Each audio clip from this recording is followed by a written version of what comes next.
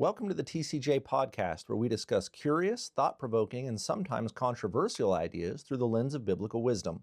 I'm your host, Keith Wood. My guest today is William Sirls. Mr. Sirls is a published author whose first novel, The Reason, was a #1 bestseller and also was released in film by PureFlix and Universal Studios. And he is the assistant professor of English here at Trinity. But none of that is what we're going to talk about today. I will say, first of all, just thank you for being here. I'm excited to have a conversation. Thanks for having me. Yeah. So in addition to the things we've talked about that I just mentioned, you've also spent some time in prison. And so I want to spend some time talking about how that experience impacted your relationship with God. Could you briefly just kind of describe your religious upbringing and give a bit of background on how you ended up in prison? My mother's Catholic. My father was Baptist. I was raised Lutheran. I went to a Catholic high school, so I'm a denominational train wreck, I guess. And from a Christian perspective, I was the guy that went to church, at a wedding or on Christmas or Easter, and I really never took the time to understand what it meant to be a Christian. And my primary God, in my adult life, once I graduated from college, was the chasing of money. And I refer to my pre-prison life as my former life. But on the surface, prison, beyond the proverbial birth of my kids, is without a doubt the best thing that happened to me.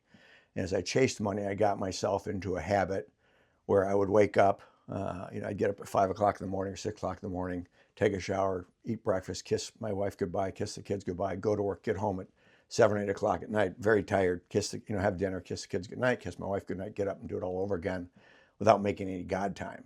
And like I said, I was really a guy whose primary objective was to make as much money as possible. I was blessed. God, I didn't realize at the time, God dealt me a very, very good hand, and I misplayed it horribly. And a lot of times when you mess or combine ego with stupidity in some cases, it's a bad combination. And my pursuit of the dollar led me to make some very, very poor decisions, and I ended up going to jail. But it's interesting. I think my walk to Christ actually began sitting in a federal courtroom about 20 years ago back in Toledo, Ohio. And at the time, I was in terms of my relationship with God, I was the guy that was a friend in need. And right when I was getting ready to be sentenced, I was there to be sentenced on charges of wire fraud and money laundering. And I'd actually turned myself in. And it doesn't make what I did any better or any worse. The wolves were circling anyhow, so it was more of an act of self-preservation. But I remember right when the sentencing, filled courtroom, I literally closed my eyes, and I hadn't prayed in forever. And I said, God, please help this judge make a decision that prevents me from going to jail. Give me probation, put me on probation for 6, 7 years. Give me a chance to stay out of jail and let me fix the mess I created. And in God's ultimate grace and wisdom, it took him only about 10 seconds to answer my prayer. His answer was no. And so I was off to prison. And my goal, one of my goals, is a lot of times we think we're too busy to make God time. And obviously there's no more important time than that. And when I got to jail, one of my primary goals, and I think we all wonder where we come from or what purpose do we serve. And obviously God, people have different beliefs. And my goal was to actually convince myself that there was no God. And the process of doing it, my brother, who's a fantastic man, very devout Christian, sent me a Bible. And I read through it, and I skipped over the genealogy parts, but I did a pretty good job reading through that. And I kept coming back to the disciples' behavior after Christ's death and Saul's conversion to Paul. And those things, I just couldn't get my brain around why these guys would have such drastic, and no one dies for a lie. Mm-hmm. Again, we're not talking about Jonestown or the Branch Davidians. These people all had their out. They had a very specific purpose to transform their lives and follow Christ. And in the process of trying to disprove God's existence, I became a believer. I still consider myself to be a rough-edged Christian because I got a lot of bad habits that I don't consciously do. I'm talking nothing major, that I'm still where I'm a work in progress. And I'm a firm believer that faith is like a muscle. If you don't exercise it, it will get weaker, but if you exercise, it will get stronger. But I look at prison overall. Again, I call my pre-prison life my previous life. jokingly refer to prison as a government-sponsored vacation, but really at the end of the day, just like a little kid, God put me in timeout. So, make sense? Yeah, it does. How's that for a long-winded No, answer? no, that's great. I think that paints a pretty clear picture. I like the phrase rough edge Christian. I think probably more Christians should see themselves as having rough edges. I kind of suspect that if we stop seeing ourselves that way, that might be indicative of a problem. Like, I've got this thing sorted out. Again, I was not the model, obviously not the model Christian, and I am convinced that too many, a great percentage of people that call themselves Christians in their busy schedules, whether it was more busy or less busy than mine, I don't think there's any more important time that we can take and then stopping whatever we're doing and truly asking yourself, do I believe, do I really believe that Christ came here and died for my sins? And I think without doing that, in many cases, from a theological standpoint, you're actually spinning your wheels. And without answering that question and truly believing yes, I think we've got some work to do. Yeah, it's one thing to verbally assent to yes, that's my answer. If anyone asks this question, I'm going to say the word yes, right? Correct. But it's another thing to have that actually penetrating your life. Right. If that's true, then that means that the world is different. Correct. In important ways, and that's going to mold the way you see the world. Could you give kind of a rough time frame? Like, so you spent a few years in prison, right? I served a 54-month sentence. 54 months. So it's like high school. Yeah, right. It was high school all over. Exactly the same. High school in 6 months. So this transformation that was happening with the Bible, was that something that happened early on? Did it happen later? No, it took time. Again, it's unfortunate how, again, in our busy schedules, we don't make any God time. And one thing prison does offer you is has enough time to really slow down and realize what's important. And at the end of the day, I had to go through the Bible a couple times.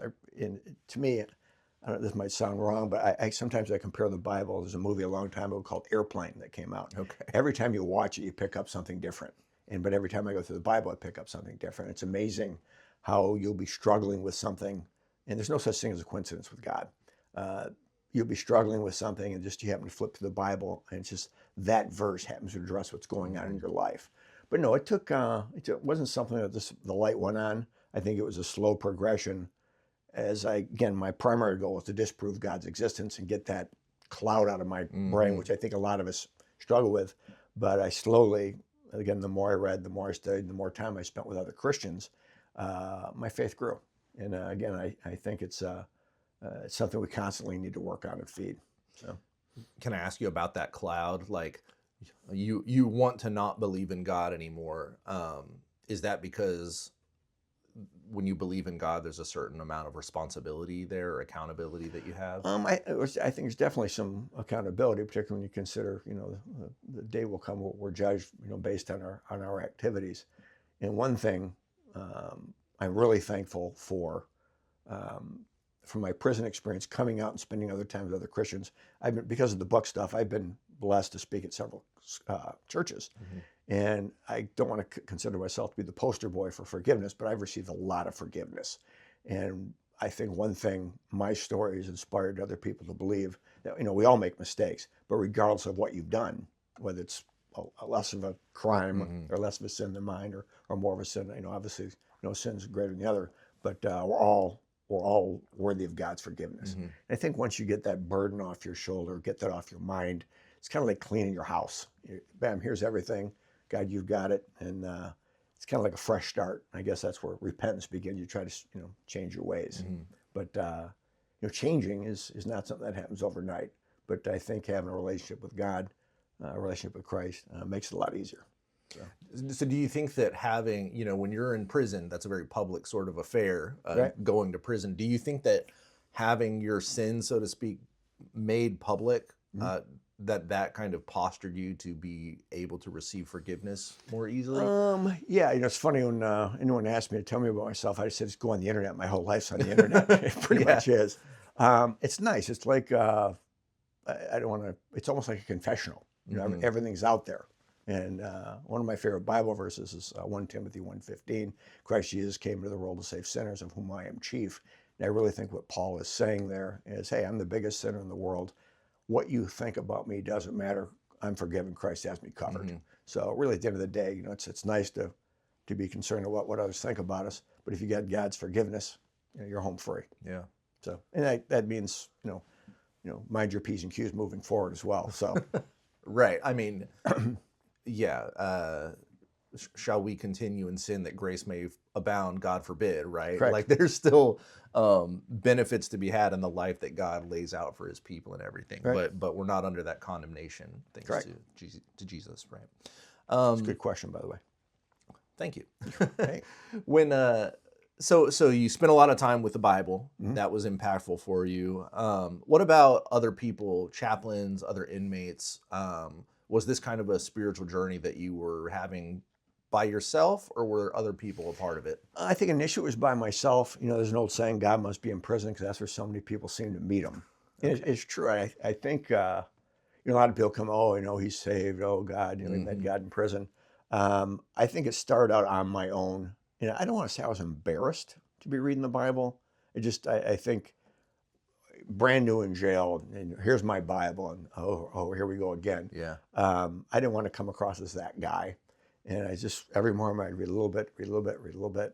And then I started reading more and more and more. And then I go over certain things. And then I started attending a church there.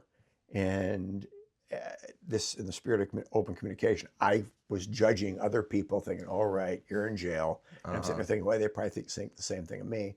But at the end of the day, I think these guys were the real deal. And it was great. And, I started attending Bible studies. And, we sharing some of the problems we had and how God, can kind of put together the missing pieces of our life. But to answer your question, it was a slow progress that initially started by myself. And then, it was nice to have some community. Mm-hmm. So you kind of alluded to a little bit of this, but did you feel a tension as a Christian in prison? Like how would an overt Christian be perceived by other inmates?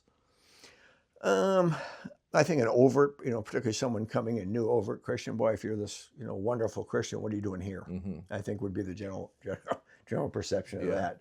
But, I think regardless of what your faith is, or where you stand with God, we're still very capable of making poor choices. And I think that's just what we do. I mean, we're naturally, or we have a tendency to let that happen.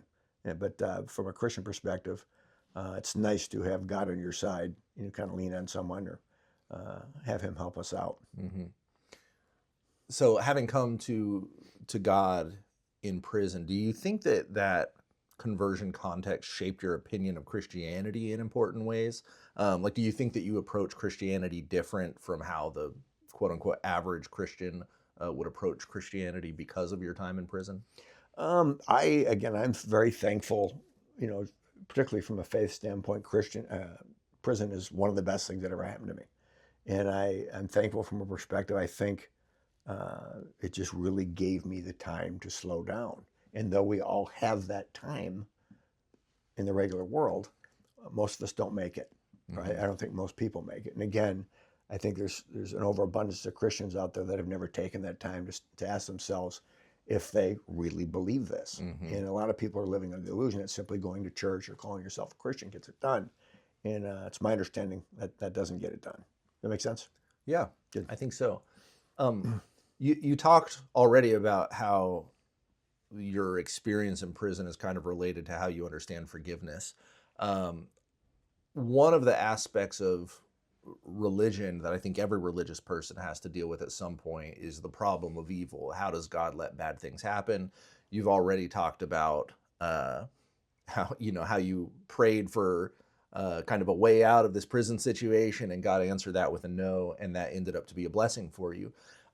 Has your time in prison given you a different perspective on justice, or maybe answered any of that problem of evil for you? That's a good question. I could talk for 2 hours on issues I've got with the criminal justice or the Department of Corrections, I guess you could say. I think in a lot of cases it's overkill. But just again, from a Christian perspective, you'll hear me say the same thing over and over again. I think having more time than you need allows you to make God time. So, okay. Let's say you can go back to day one and talk to yourself as you're going into prison, what would you say to yourself? Well, that's a good question. I thought you were going to ask me going back before I went to jail. I think way back before I went to jail. You could answer that too. If Well, you I mean, I think, a lot of us, become enamored with money and the things money brings. And I was the youngest of 6 kids. My dad was a carpenter. And I actually was a caddy at a country club. And I just loved all the fancy things these people have. And that kind of inspired me to get into the money business. I was making more money than I'd ever need. And again, God gave me a great hand. I really misplayed it. I had the big house, the big car, beautiful wife, beautiful daughter. These things are still out there. But really, I just think it's a matter of priorities. We're completely upside down. And it's nice when you come out and you can keep those priorities. Our minds still stray occasionally, but keeping myself in check is occasionally a challenge. But, I still enjoy business. I still obviously love teaching. And by the way, it's one of the best jobs of all time, working with these kids. It's fantastic. It's very fun. And this campus is just the nicest group of people of all time. You talk about real deal Christians, man. This is the real place. So, okay, so that's like going back in time. So let's go to first day of prison. First day in prison, I was told to mind my own business going in, and it doesn't take long to realize who you're going to hang out with and who you're not going to hang out with. But I don't really think I would have done too many things different. My primary goal is to mind my own business, and just like any place you spend, after a while you have a certain amount of friends. And I'm still in touch with a lot of these people, which is pretty cool. But I would not change too many things going in. And as far as the experience was, it's surreal. Some days feel like months, some months go by like days.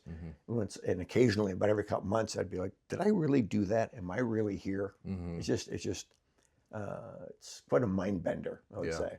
But I even look back sometimes, 54 months is a long time. But it was, I would love to go back and change the experience that ended me up there or landed me there. But looking back, the experience itself, while being there, there's very few things I would change. Yeah. So since getting out of prison and getting more involved in church life and just being a Christian, have you found that churches, by and large, understand the needs of people with incarceration backgrounds? And I think in general, churches try to be understanding, try to help people out.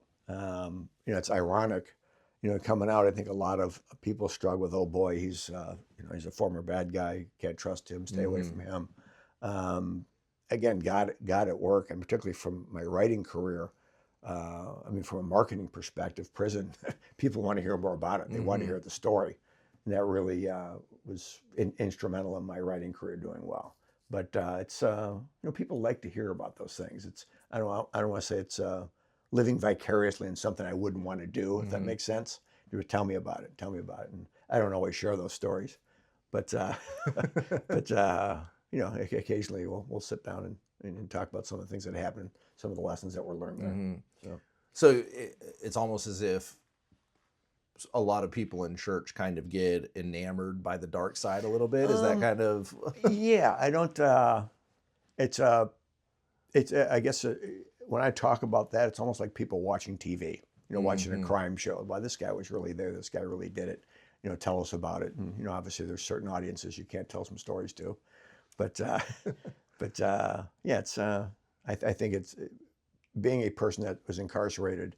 You're certainly someone that can entertain if the need be, if that makes sense. Yeah.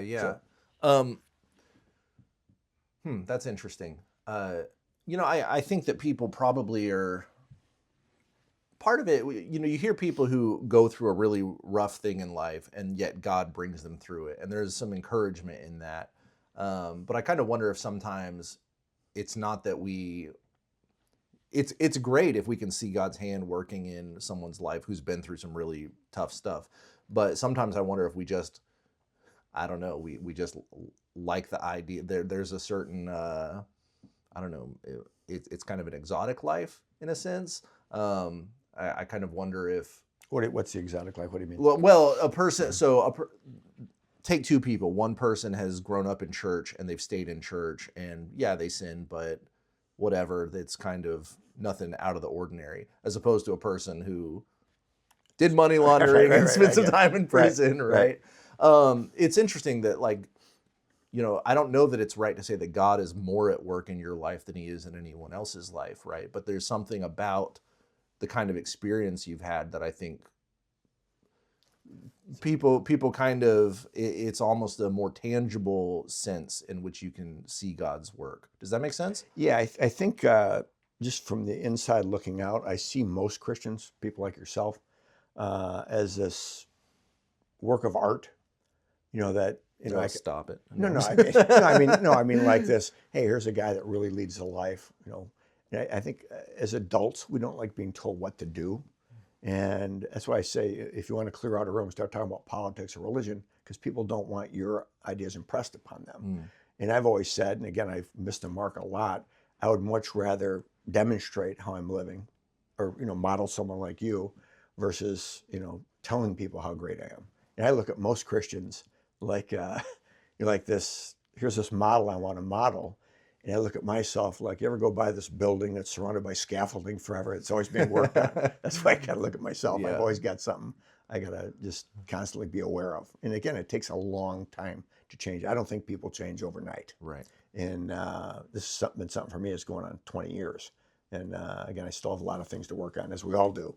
But I benefit greatly from hanging out. Again, this campus is filled with a lot of wonderful people, and watching how they live versus them telling me how they live, I think, and particularly working with the kids, is lead the life, and hopefully they see you living it. Make sense? Yeah. So me being the work of art is I'm very uncomfortable with that analogy. Right. I very much see myself as scaffolding surrounding me. I'm definitely the scaffolding guy, but no, you are. You can tell you're the real deal. One of the things, Paul in one of his letters tells people, follow me as I follow Christ. Be imitators of me as I imitate Christ. And that to me is one of the least relatable passages in the Bible.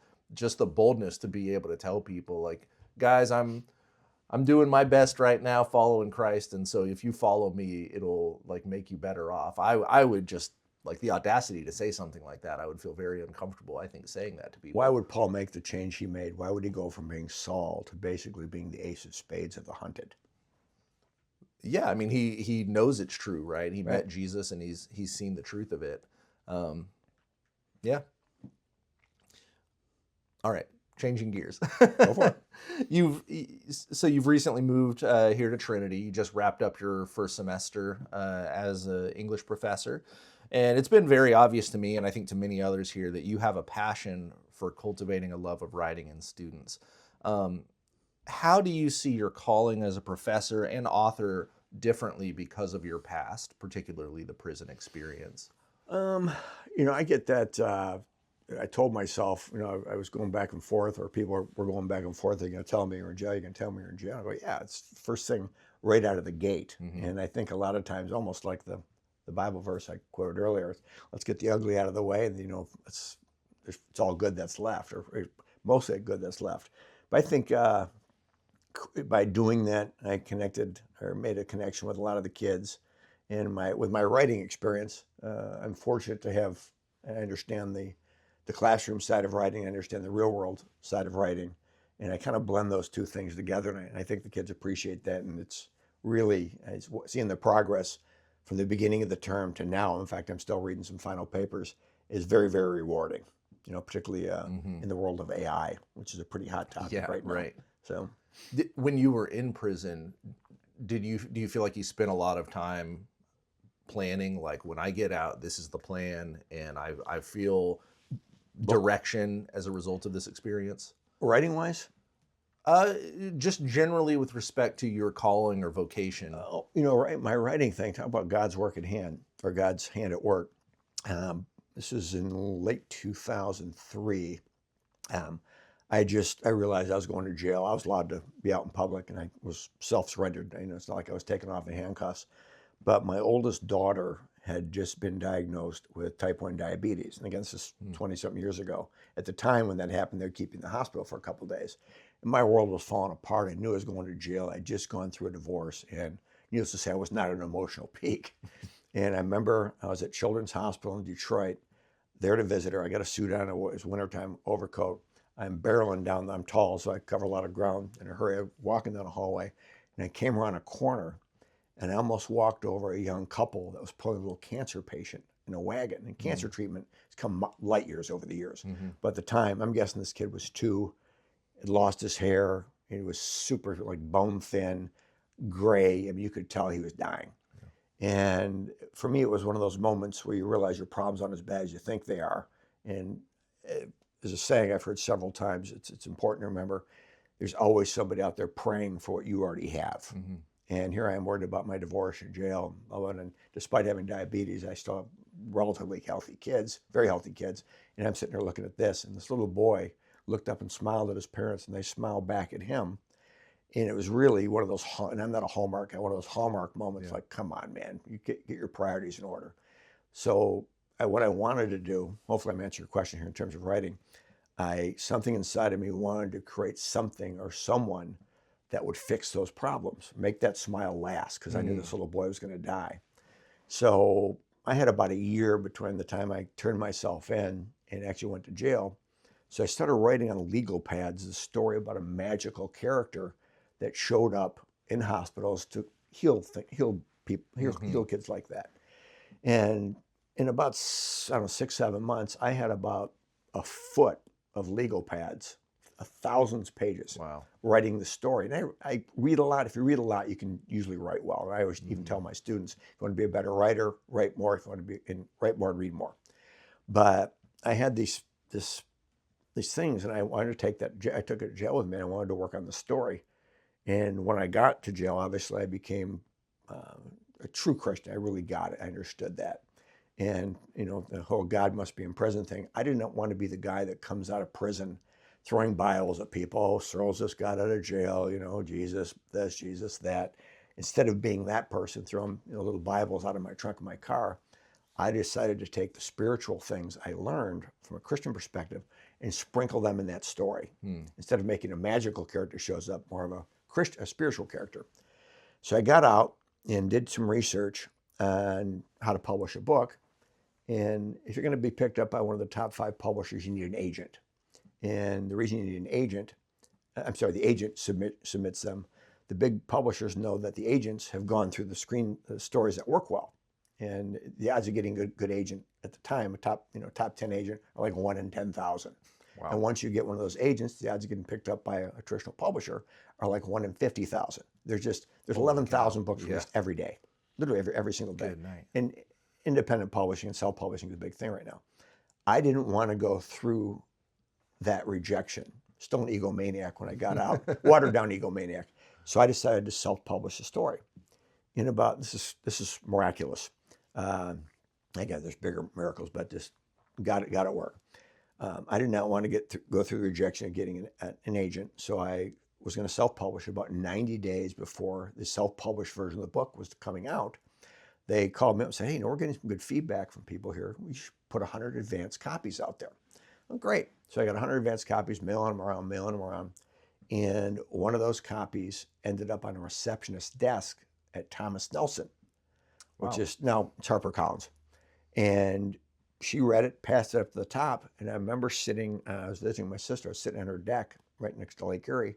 And I get this phone call from a guy named Alan Arnold, great guy. He was a head publisher at Thomas Nelson. Said, we want to put your book out. I thought it was a joke. I thought someone was messing with me. And it turns out it was true. So I got into a top publisher without an agent. I skipped over all that stuff. And I was fortunate about 5 months after the book came out. Again, I gave away a lot of books. I had 2 really influential ministers say something nice about it on social media. And, I remember getting a call from my niece saying, your book's at number 2 right now. She's found it on the internet. And I'm sitting there thinking, oh man, I'd rather be at number 5 million than be at number 2 and not hit number 1. And I go, come on. I think it skipped up to 3 and then it went down to number 1. We get screenshots and stuff like that. But it was, I can't really say I was guided in that direction. I just happened to write the story and had a lot of help from upstairs, I think. So God's been very good to me from a writing perspective. But it's nice to get feedback on stories. And I remember being asked a long time ago, would you rather make a lot of money off the book or have one person get closer to God? from the book, and I can't tell you how many emails I've had. Mm. And I've given this book to my brother. He's now a believer, and stuff like that. And what greater payment could I receive? Yeah. You know, so That's so cool. yeah. How has God surprised you most since the day that you walked out of prison? Whether that's materially, whether it's something that happened spiritually, what would you say? I would say slam dunk is forgiveness from the people I hurt in my crime. Mm. I mean, it's just mind-boggling. Yeah, I still hang out with a lot of them. So, Wow. Yeah, it's crazy. Okay. But, yeah, it's just it's unexplainable. Uh-huh. Yeah. So But, presumably people lost a bunch of money and stuff. Yeah. And Oh, yeah. okay. Yep. Wow. Well, that's awesome to Yeah. experience that. Yeah. It's a blunt answer. Yeah. Yeah, it is. Yeah.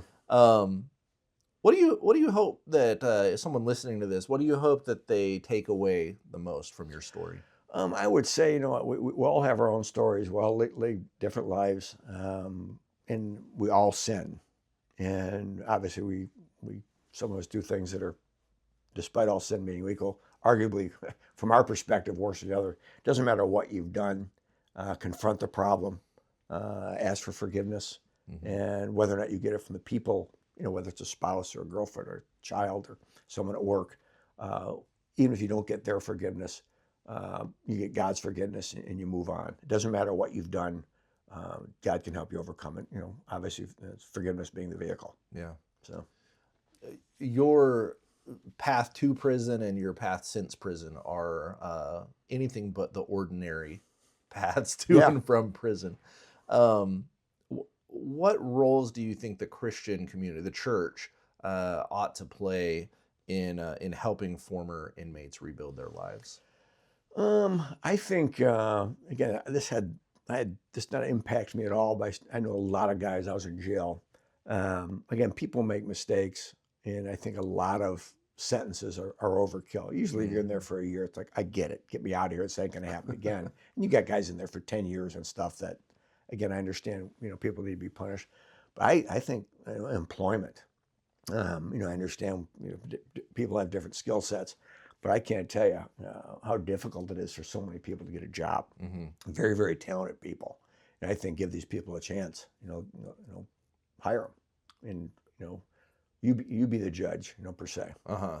So even just a willingness to work with Yeah, absolutely. with these people. Yeah. I would say that's the number one. You know, I think the recidivism rate or going back to jail on the federal level is about 80%. At the same time, I remember I had a bunkie or cellmate. Was getting ready to go home, and he goes, you know, I'm going to go get a job, you know, making $10 an hour. Before I came in here, I was making $50,000 a month, you know, selling drugs. Obviously, that's a little bit different lifestyle, but I was blessed. I've got a college education, and I had some things to fall back on. I was fortunate that God helped me out with the writing stuff. But there's a lot of guys that flat out can't get jobs, and you know, when you can't get a job, and you got to looking for a place to live, and that's when these people. You always have a choice, but the easy choice is to go back and you know sell drugs or rob banks or whatever it is, and you know it's just a matter of time before that doesn't work out. Hence the 80% recidivism rate. So did you mentioned that you went to college? Did you do any further education while you were in prison? No. Oh, really? Okay. No, I taught GED. Actually, I was in landscaping when I first went there, which was awesome. Rode around on a lawnmower all day in the mountains of West Virginia. It was phenomenal. And then I taught GED, which was rewarding. You know, it's more difficult to get your GED than it is to graduate from high school. Why is that? Well, if in high school, in most cases, you just show up. You know, you're D- across the board. You don't graduate.